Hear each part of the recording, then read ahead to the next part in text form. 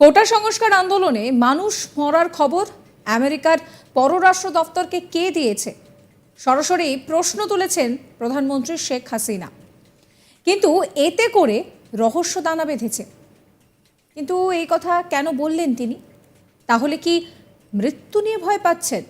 মানে গোটা বিশ্বের কাছে মৃত্যু গোপন করতে চাইছেন শেখ হাসিনা? প্রধানমন্ত্রীর এই বক্তব্যে নতুন করে উঠতে শুরু করেছে প্রশ্ন। আরেকটা প্রশ্ন হলো যে শহরের কথাই বা কেন জানালো? তাহলে কি সর্ষের মধ্যেই ভূত রয়েছে, যারা কিনা দেশের গোপনীয়তা অন্য দেশের কাছে ফাঁস করে দিচ্ছে? সংরক্ষণ বিরোধী আন্দোলনে গত কয়েকদিন ধরেই উত্তপ্ত হয়ে রয়েছে বাংলাদেশ। ঢাকার রাস্তা কার্যত লোকশূন্য, দূর দূর পর্যন্ত ধু ধু করছে শুধু রাস্তা। কোথাও কোনো লোক নেই, শুধু দেখা যাচ্ছে যে বন্দুক হাতে টহল দেওয়া বাংলাদেশি আর্মি। হিংসা ঠেকাতে হাজার হাজার সেনা নামছে ঢাকার রাস্তায়, যাদের প্রত্যেকের হাতে বন্দুক। নামানো হয়েছে বিশাল বিশাল ট্যাঙ্ক, জারি রয়েছে কারফিউ। ওপর থেকে পরিস্থিতিতে নজর রাখতে ঘুরে বেড়াচ্ছে হেলিকপ্টার। সংবাদ সংস্থা সূত্রে খবর, কোটা সংস্কার আন্দোলন চলাকালীন বিগত কয়েকদিনে শুধু ঢাকা শহর থেকেই গ্রেফতার 500-রও বেশি। বিক্ষোভকারীদের চাপের মুখে পড়ে পিছু হটতে বাধ্য হয়েছে বাংলাদেশ সরকার। রবিবারই বাংলাদেশ সুপ্রিম কোর্ট নিয়োগ প্রক্রিয়ায় কোটার ক্ষেত্রে হাইকোর্টের রায়কে খারিজ করে দিয়েছে। বাংলাদেশের শীর্ষ আদালত জানিয়ে দিয়েছে যে কোটা ব্যবস্থায় সংরক্ষণ আনা হবে। সরকারি চাকরির ক্ষেত্রে মোট কোটা থাকবে 7%, যার মধ্যে 5% মুক্তিযোদ্ধাদের সন্তান সন্ততিদের জন্য, 1% অনগ্রসর শ্রেণী এবং 1% বিশেষভাবে সক্ষম ও তৃতীয় লিঙ্গের জন্য। বাকি 93% হবে মেধার ভিত্তিতে।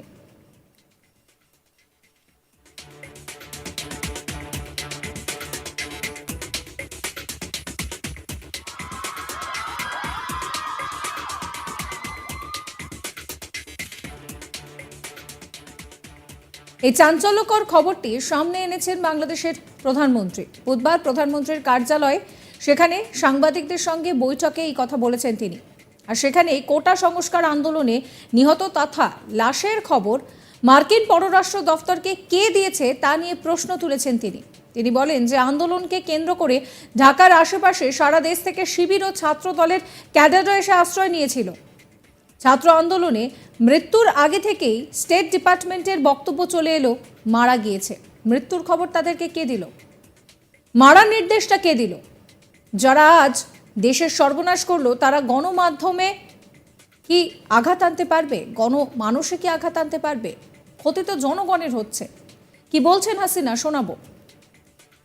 এই যে লোক চলে আসা, এরা ঢাকা ঠিক বাইরের পেরিফেরিতে থেকে ওই এক এক জায়গা থেকে যারা যে দিক থেকে আসছে, এবং সমস্ত বাংলাদেশ থেকে এই শিবির জামাত এরা কিন্তু ঢুকে আসছে, সাথে সাথে ছাত্র দলেরও ক্যাডাররা কিন্তু সক্রিয় ছিল, কারণ যতগুলি ঘটনা ঘটছে এরাও কিন্তু সম্পৃক্ত। তখনও কোনো লাশ পড়ে নাই, কিন্তু স্টেট ডিপার্টমেন্টের বক্তব্য এসে গেল যে 2টি লাশ পড়েছে। তো লাশের খবর তাদের কে দিল? তাহলে লাশ ফেলার নির্দেশটা কে দিয়েছিল? একই সঙ্গে তিনি বলেন যে জীবনের মান উন্নতির জন্য যতগুলো স্থাপনা তৈরি হয়েছে তারা সবই ভেঙে দিয়েছে। এটা তো ক্ষতি জনগণের। এখানে জনগণকে রুখে দাঁড়াতে হবে। সন্ত্রাস জঙ্গিবাদের বিরুদ্ধে জনগণকে এগিয়ে আসতে হবে। এরা কোনোদিন দেশের কোনো কিছু ভালো করতে পারেনি। বাবা মা ভাই বোন সবাইকে মারার পরেও আমি ফিরে এসেছি গরিব মানুষের জন্য, সাধারণ মানুষের জন্য। আমরা স্বাধীনতা এনেছি, সেই স্বাধীনতা বিফলে যেতে দেব না। আমার দেশের মানুষ মাথা উঁচু করে চলবে। আমি যে কথা দিয়েছি সেই কথা রেখেছি। আজকে কেউ কুড়ে ঘরে থাকে না। যতক্ষণ আছে মানুষের জন্য করে যাব। তাতে কে কি বললো কিছু মনে করি না। আমি চাই দেশের মানুষ ভালো থাকুক। আবার কতগুলো রক্ত ঝরলো সেটা কিন্তু আমার কাম্য ছিল না। এতে মানুষকে আমি দোষ দিই না। শোনাবো তার কথা। আর্থসামাজিক উন্নতির জন্য, তাদের আয় বৃদ্ধি, তাদের চলাচল সুন্দর, তাদের জীবন মান উন্নত করবার জন্য যতগুলি স্থাপনা তৈরি করেছে সবগুলিতেই তারা আঘাত করেছে, সবগুলি তারা ভেঙে দিয়েছে। তাহলে ক্ষতিটা কার? নিশ্চয়ই জনগণের। এখানে তো জনগণকেই রুখে দাঁড়াতে হবে। এই সন্ত্রাসের বিরুদ্ধে, জঙ্গিবাদের বিরুদ্ধে জনগণকেই সোচ্চার হতে হবে, কারণ এরা তো কোনোদিনই কোনো দেশে তো ভালো কিছু করতে পারেনি। বাবা মা ভাই বোন সবাইকে মারার পরেও আমি ফিরে এসেছি কেন? ওই গরিব দুঃখী মানুষের জন্য, সাধারণ মানুষের জন্য। আর আমরা স্বাধীনতা এনেছি, সেই স্বাধীনতা তো বিফল হতে পারবে না। অন্তত আমার দেশের মানুষ মাথা উঁচু করে বিশ্বে চলবে, আমি সবসময় সেটাই চেয়েছি। এবং আমি যে কথা দিয়েছি সে কথা আমি রেখেছি, আমি তা করতে পেরেছি। আজকে কেউ কুড়ে ঘরে বাস করে না। অন্তত এটুকু বলতে পারি যে যতক্ষণ আছি সেই মানুষের যাতে কষ্ট না হয় এ ব্যাপারে আমার যা করণীয় আমি করে যাব। তাতে যে কে কে গালি দিল আর কে সুনাম করলো ওটা নিয়ে চিন্তা করি না। আমি এটাই চিন্তা করি যে আমার দেশের মানুষ ভালো থাকুক এবং সুস্থ থাকুক, সেটা আমি চাই। আবারও বললাম যে আবার কতগুলি রক্ত ঝরলো, যেটা কখনো আমার কাম্য ছিল না। দিন কয়েক আগে প্রধানমন্ত্রীর সরকারি বাসভবন গণভবনে এক সাংবাদিক সম্মেলন করেন শেখ হাসিনা। মূলত প্রধানমন্ত্রী শেখ হাসিনার সাম্প্রতিক চীন সফর নিয়ে এই সম্মেলনের আয়োজন করা হয়েছিল। আর সেইখানেই সরকার কঠোর হওয়ার কারণে দুর্নীতিবাজরা ধরা পড়েছে বলে জানান প্রধানমন্ত্রী। তিনি বলেন, কোভিডের সময়টা একটা গুরুত্বপূর্ণ সময় ছিল।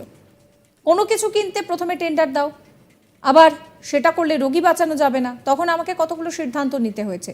সিরিঞ্জ কিনতে হবে, প্লেন পাঠিয়ে নিয়ে চলে এলাম। এটা নিয়ে যদি দুর্নীতি ধরতে যান, ধরতে পারেন। আমার কাছে রোগীকে বাঁচানোটা আগে। সব জায়গায় যদি দুর্নীতি ধরতে যান, ধরতেই পারেন। ওখানে ড্রাইভার কত টাকা বাঁচালো সেটা খোঁজ করে জানছি, আর জানছি বলেই সামনে আসছে।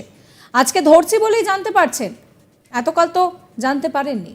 আমার বাড়িতে কাজ করে গিয়েছে পিয়ন, সে 400 কোটি টাকার মালিক। হেলিকপ্টার ছাড়া চলে না, বাস্তব কথা। কি করে বানালো এত টাকা? যখন জানতে পারলাম কার্ড সিজ করে ব্যবস্থা নিয়েছি। ধরা পড়লে আমি ব্যবস্থা নিই। এটা শুধু আমাদের দেশে নয়, যে দেশ অর্থনৈতিকভাবে উন্নত সেই দেশে এই ধরনের অনিয়ম হয়। যুগ যুগ ধরে এইভাবেই চলে আসছে। এর বিরুদ্ধে ব্যবস্থা নিলে কিছুটা নিয়ন্ত্রণ হতে পারবো। কি বলছেন তিনি, শোনাবো। সত্যি কথা বলতে কি, আমাদের কতগুলি নিয়ম আছে। একটা জিনিস কিনতে গেলে টেন্ডার দাও, তারপরে সরকারি টাকা, ওইগুলি করতে গেলে পরে তো রুগী বাঁচানো যেত না। তখন আমাকে কতগুলি সিদ্ধান্ত নিতে হয়েছে তখন, যেটা আমার সমস্ত দরকার নাই। আমার এখন সিরিঞ্জ কিনতে হবে। এখন যদি আমি টেন্ডার দিয়ে যাই তাহলে ভ্যাকসিন দেবো কবে? আমি সোজা প্লেন পাঠিয়ে দিয়েছি, কোথায় পাওয়া যায়? ছোট সিরিঞ্জ লাগবে, পাওয়া যায় না, বড়টা দাম বেশি। আমি বলি হোক দাম বেশি, আমার এক্ষুনি দরকার, কাজে আমাকে আনতে হবে। আমি 3 দিনের মধ্যে আমি প্লেন পাঠালাম, যা পেলাম কিনে নিয়ে 4 দিনের মধ্যে 5 দিনের মধ্যে আমি নিয়ে আসলাম। এখন যদি ওটার উপরে দুর্নীতি ধরতে চান ধরতে পারেন, কিন্তু তখন আমার কাছে ছিল মানুষ বাঁচানোটাই হচ্ছে ফরজ। মানুষকে আমি কীভাবে বাঁচাবো? আমার ভ্যাকসিন কিনতে হবে, ভ্যাকসিন বুকিং দিতে হবে। সরকারিভাবে করতে গেলে দীর্ঘ সময়। সাবস্ক্রাইব করবেন চ্যানেলটিকে।